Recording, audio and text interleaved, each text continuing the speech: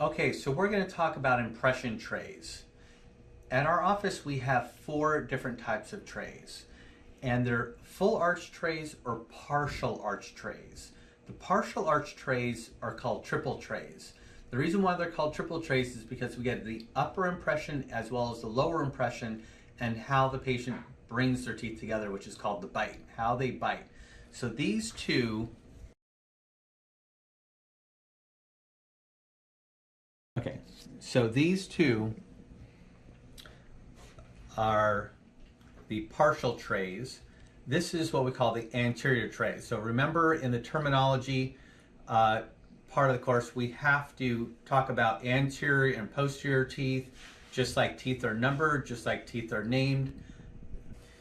So a posterior tray and an anterior tray, and basically the back teeth or the front teeth. If we're doing a number 10, you need to know your numbers. That's an anterior tooth. If we're doing a number 30 or 19, that's a back tooth or a posterior tooth. So be sure to put those out.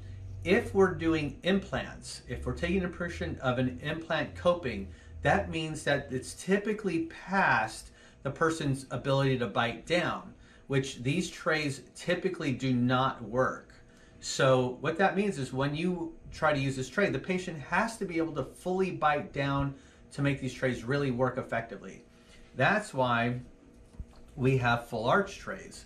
The full arch tray allows us to just seat on top. We're not relying on a bite at all. And here, this is technically a lower tray. This is an upper tray because now it has a palate, and this has room for the tongue. So if we're doing impressions for implants, we're typically going to use a full arch tray because the impression coping goes beyond the natural teeth. Okay, here's one more thing.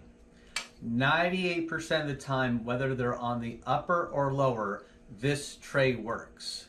So in my working with me personally, never give me anything else except this tray, because we can always grab this tray, but this will work 99% of the time for everybody, regardless of size.